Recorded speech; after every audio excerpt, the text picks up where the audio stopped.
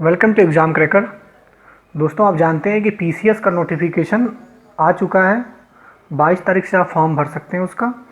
तो आज हम लोग देखेंगे ड्रेनेज सिस्टम यानी अपरवाद नदियों के बारे में देखेंगे। जो भी महत्वपूर्ण नदियां हैं उनके बारे में हम आज देखेंगे पीसीएस के लिए। तो अगर आप हमारे चैनल पे पहली बार आए हैं तो जो आपके वीडियो के नीचे रेड कलर का बटन है उस पर क्लिक करके आप सब्सक्राइब करना बिल्कुल मत भूलें। चलिए आइए हम चलते हैं अपने टॉपिक की ओर। चलिए ये देखिए, ये है हमारा ड्रेनेज सिस्टम यानी अप्रवाह तंत्र यानी नदियों का जो प्रवाह होता है उसके। जब हम इसको पढ़ते हैं तो दो तरीके से पढ़ते हैं, जो हिमालय से निकलने वाली नदियाँ और उन प्रायद्वीप भारत यानी पेनिनसुलर इंडिया का जो हमारा पार्ट है जो उल्टे त्रिभुज के जैसा है उसको हम बोलते हैं प्रायद्वीप। क्यों बोलते हैं प्रायद्वीप? ये तीन तरफ से जल से घिरा हुआ है, इस वजह से इसको बोलते हैं प्रायद्वीप। जबकि अगर चारों तरफ से जल से घिरा होता तो उसको हम बोलते हैं द्वीप। तो प्रायद्वीप द्वीप में आप समझ गए होंगे। आइए हम अपने टॉपिक पे आते हैं। तो हिमालयन नदियां जो हैं वो प्रायद्वीपीय नदियों से थोड़ा भिन्न हैं। तो भिन्न तो वो कई मामलों में, लेकिन जो तीन प्रमुख हैं आइए हम उनको एक एक करके देखते हैं। देखिए, जो पहला है जो हिमालयन नदियाँ हैं, जाहिर सी बात है ये हिमालय से निकलती हैं। तो ये अपने युवा अवस्था में है। किस में है? युवा अवस्था यानी यंग एज। किसमें है? यंग एज में है। जबकि आपका प्रायद्वीपीय नदियां हैं अपनी प्रौढ़ अवस्था में है। किसमें है? प्रौढ़ अवस्था यानी ओल्ड एज। क्या मतलब? ओल्ड एज में है।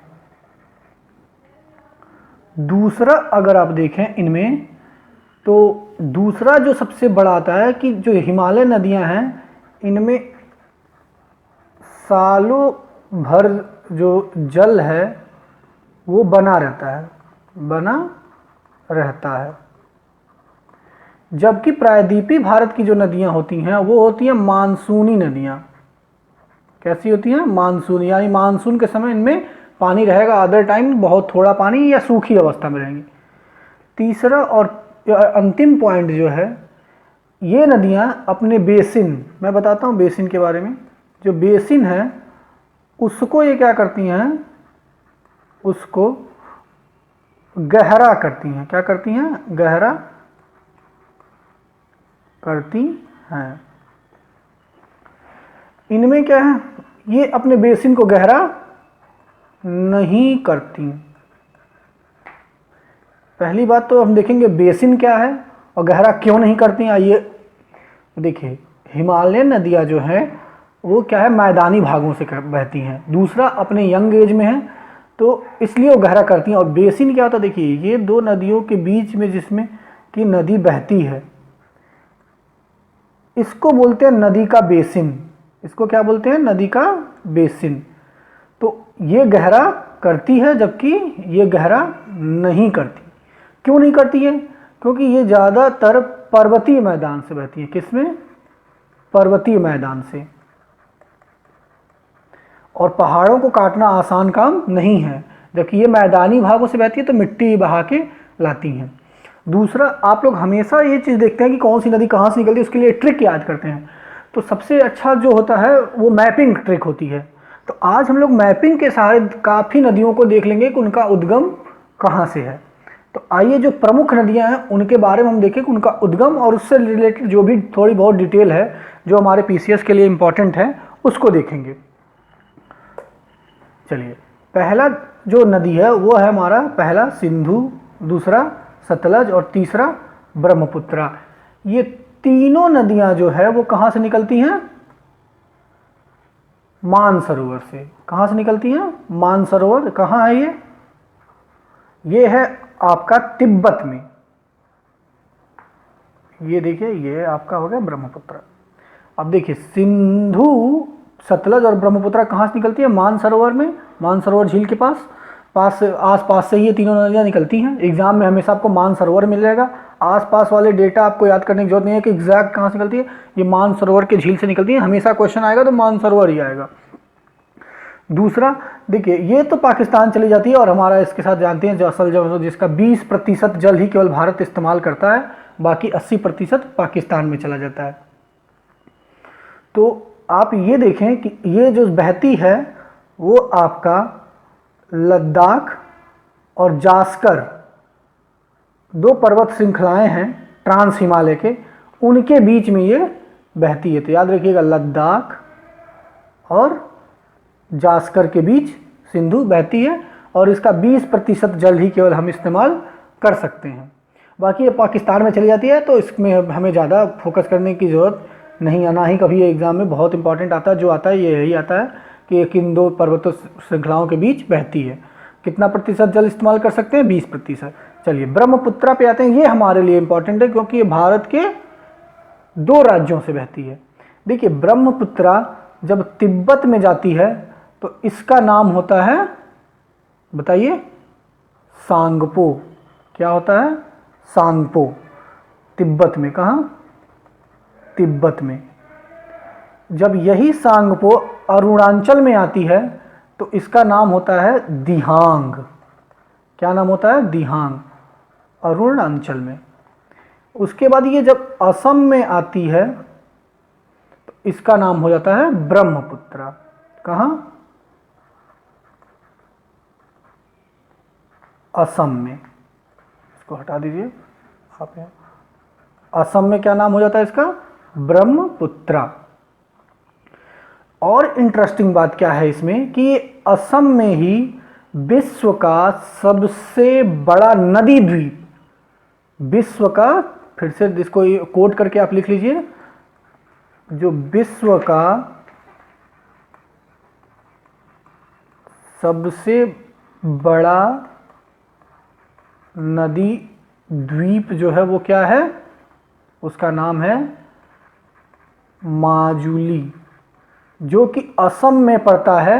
ब्रह्मपुत्रा नदी इसको बनाती है। तो आप याद रखेंगे माजुली क्या है? विश्व का सबसे बड़ा नदी द्वीप।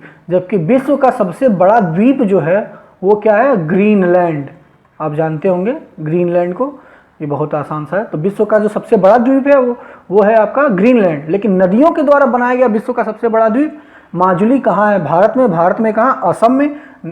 और कौन सी नदी? ब्रह्मपुत्रा नदी इसको बनाती है। दूसरा, बहाव की दृष्टि से ब्रह्मपुत्रा भारत की सबसे बड़ी नदी है, बहाव की दृष्टि से।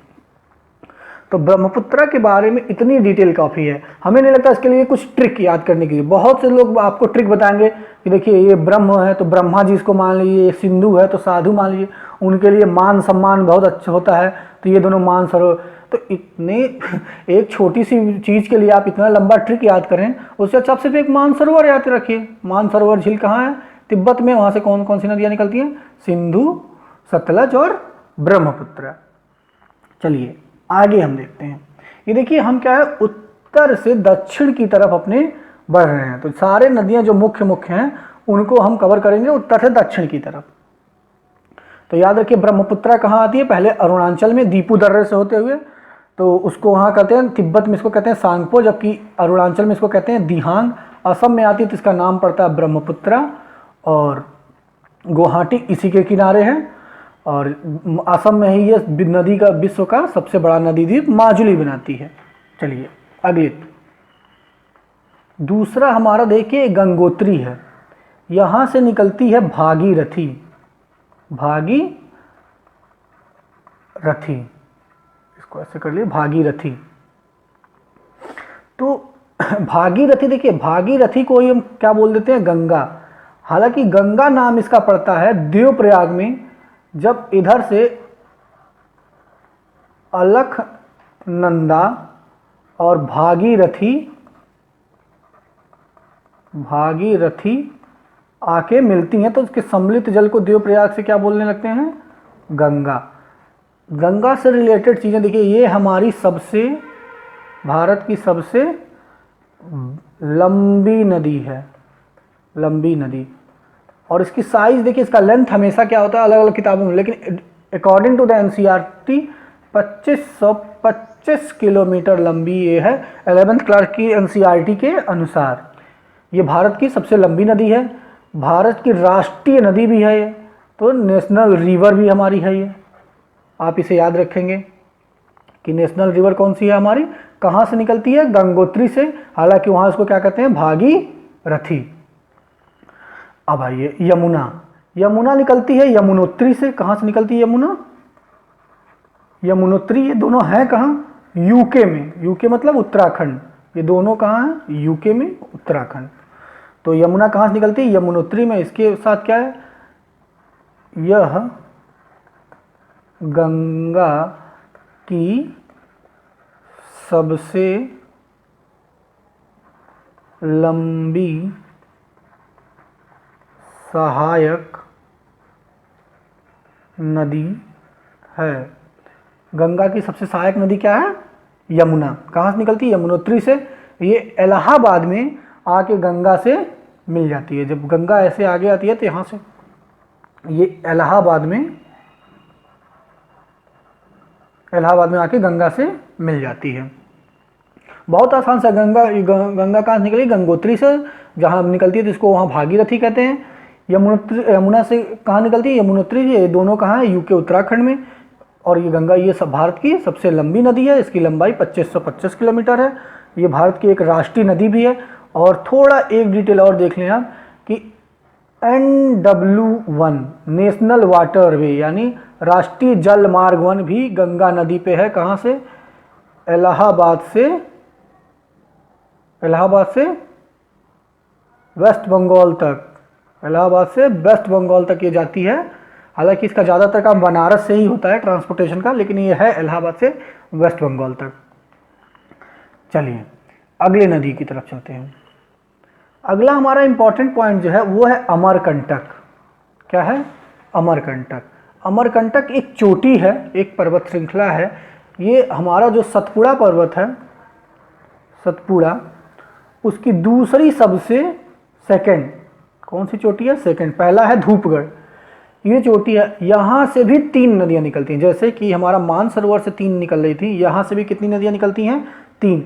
देखिए आसपास में जो इंपॉर्टेंट रहता है, जो एग्जाम पॉइंट ऑफ व्यू से बनाया गया, एग्जैक्ट पॉइंट नदी यहाँ से निकलती है वो वेरी करता है, पर एग्जाम में बार बार जो आता है वो ये पॉइंट आता है, अमरकंटक। तो देखिए ये नदी आपको जो जाती दिख रही है इसका नाम है नर्मदा।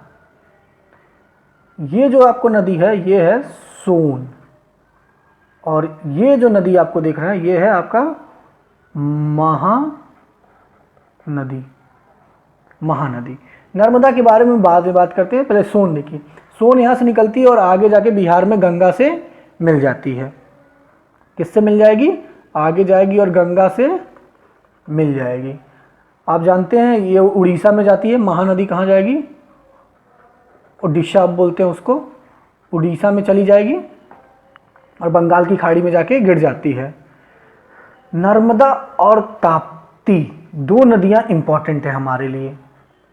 2 नदियाँ क्या हैं? इंपॉर्टेंट है। देखिए भारत जो है उसके पूर्वी तट पे थोड़ा झुकाव है, मतलब भारत पूरब की तरफ थोड़ा झुका हुआ है। तो आप यहाँ समझिए कि जो भी नदियाँ यानी बहेंगी, अगर पूरब तरफ झुका है तो झुकाव पूरब की तरफ होने के कारण जो भी नदियाँ आएंगी वो पूरब की साइड आएंगी। यानी भारत की ज़्यादातर नदियाँ जो बहती हैं वो पश्चिम से पूरब की तरफ बहती हैं।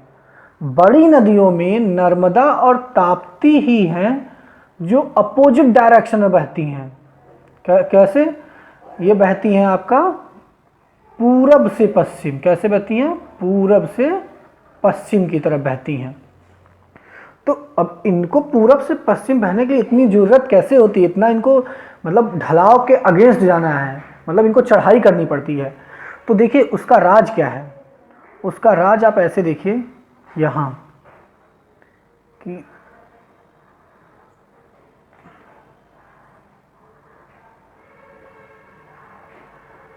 ये 3 पर्वत श्रृंखलाएं हैं।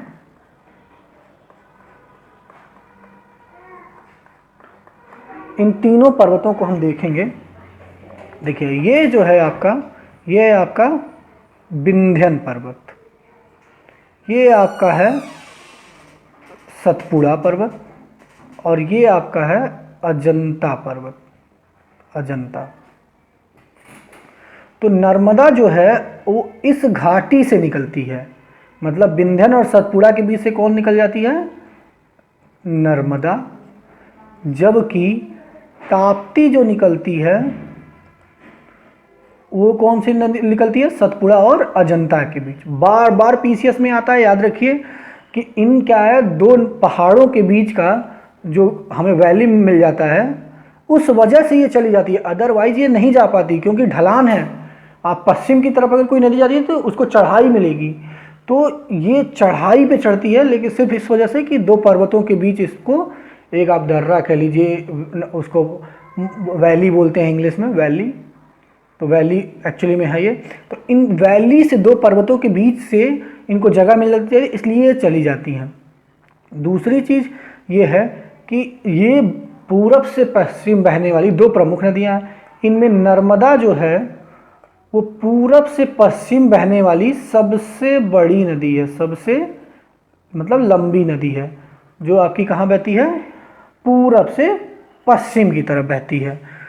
दूसरा, ये नदियाँ जो हैं ये आपको डेल्टा नहीं बनाती, इसकी लंबाई आपकी है 1312 किलोमीटर का है अकॉर्डिंग टू द एनसीईआरटी। दूसरा, ये नदियाँ जो हैं वो क्या है, डेल्टा नहीं बनाती, नहीं बनाती हैं डेल्टा, क्योंकि क्या है, कैसे ये इस नदी घाटी से जाती हैं तो कटान कर नहीं पाती, कटान कर नहीं पाती तो डेल्टा कहाँ से बना पाएंगे, क्योंकि पत्थर को काटना आसान थोड़ी है।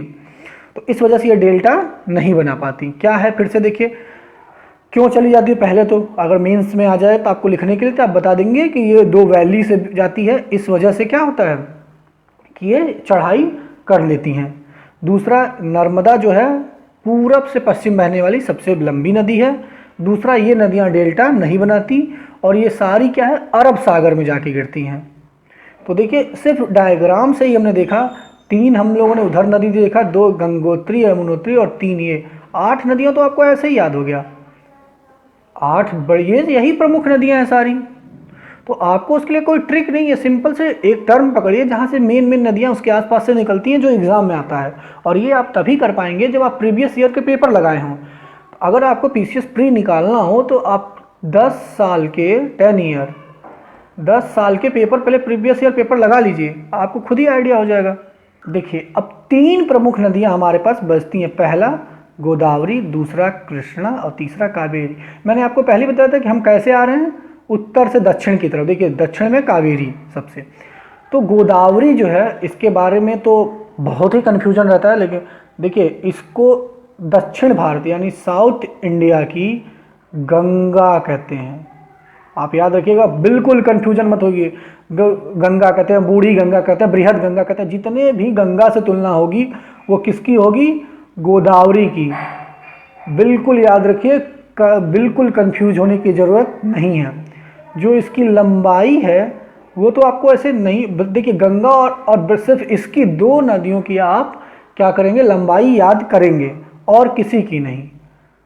1465, एक बार रिवाइजर रहना का 2525 है आपकी गंगा की और दूसरा 1465 आपकी है गोदावरी की।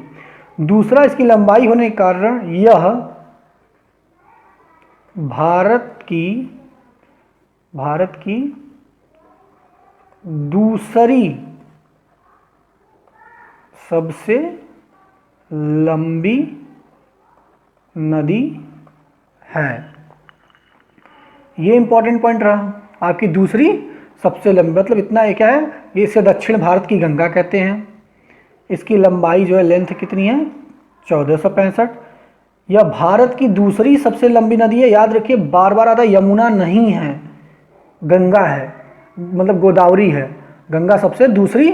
और यह दक्षिण भारत की, फिर से यहाँ देखिए, साउथ इंडिया की सबसे लंबी नदी है, सबसे लंबी नदी है। तो मतलब दक्षिण भारत की दूसरी, तो दक्षिण भारत की क्या ऑटोमेटिकली सबसे लंबी नदी हो जाएगी। इसको याद करने की कोई ज़रूरत नहीं है, ये ऑटोमेटिकली अगर आपने पढ़ लिया तो आप जानते हैं दक्षिण भारत में है ये। तीसरा और अहम पॉइंट, ये पश्चिम घाट जो हमारा पर्वतमाला है वहाँ से निकलती है। कहाँ से, नासिक एक जगह है मुंबई में, नासिक के पास कलसुबाई पर्वत श्रृंखलाएँ हैं। आप इसको मिटा देते हैं हम, क्या है, कलसुबाई, वहाँ से त्र्यंबक है, वहाँ से कलसुबाई पर्वत श्रृंखलाओं से ये निकलती हैं। दूसरा हमारे पास जो इम्पोर्टेंट है, कृष्णा। कौन सा इम्पोर्टेंट पॉइंट है, कृष्णा। तो ये आप जानते हैं। पहले तो देखिए निकलती कहाँ से, क्योंकि ये बहुत बार पूछा जाता है कि ये कहाँ से निकलती है। तो ये निकलती है आपकी महाबलेश्वर से, महाबलेश्वर से। ये भी कहाँ है, मुंबई में ही है, मतलब महाराष्ट्र में है। महाबलेश्वर से ये निकलती है, पश्चिमी घाट से की पहाड़ियों से ये भी निकलती है। दूसरा ये इम्पोर्टेंट इसलिए हो जाता है अभी के क्रम, इसके मेन तो यही है कि कहाँ से निकलती है, महाबलेश्वर से। इम्पोर्टेंट इसलिए हो जाता है कि कृष्णा और गोदावरी को आपस में जोड़ दिया गया है। आप ये याद रखिएगा कि इनको क्या किया गया है, आपस में जोड़ दिया गया है, मतलब आर्टिफिशियल संगम बनाया गया है। क्या बनाया गया है, आर्टिफिशियल संगम। आप इसे याद रखेंगे कि किन दो नदियों को जोड़ा गया है, गोदावरी और कृष्णा को। चलिए अब आते हैं हम कावेरी। जो कावेरी है ये कर्नाटका से निकलती है। कहाँ से, कर्नाटका, कर्नाटका से निकलती है। दूसरा एक ब्रह्मगिरी पर्वतीय पहाड़ी है। क्या है, ब्रह्मगिरी, ये भी मतलब पश्चिमी घाट से निकलती है, ब्रह्मगिरी की पहाड़ियों से। ये इंपॉर्टेंट क्यों है, इसकी इंपॉर्टेंस बहुत है, इसको स्टार बना के लिख लीजिए, मोस्ट इंपॉर्टेंट। क्यों, आजकल बहुत चर्चा में है। अभी मैंने बढ़ाया था अपने बच्चों को और एक क्वेश्चन आया, क्योंकि इसका आपका तमिलनाडु, इसको ब्रैकेट में कर लीजिए, तमिलनाडु, कर्नाटका प्लस केरला, केरला में इसके जल को लेके विवाद बना रहता है। हालात यहाँ तो हो गई थी, सुप्रीम कोर्ट को भी क्या करना पड़ा था, इंटरफेयर करना पड़ा था। दूसरा ये इंपॉर्टेंट पॉइंट ये है, अगर ये विवाद क्यों है, जैसे आपने अगर यहाँ पढ़ा हो, ठीक है, मैं थोड़ा आपको एक स्लाइड पीछे ले जाऊंगा।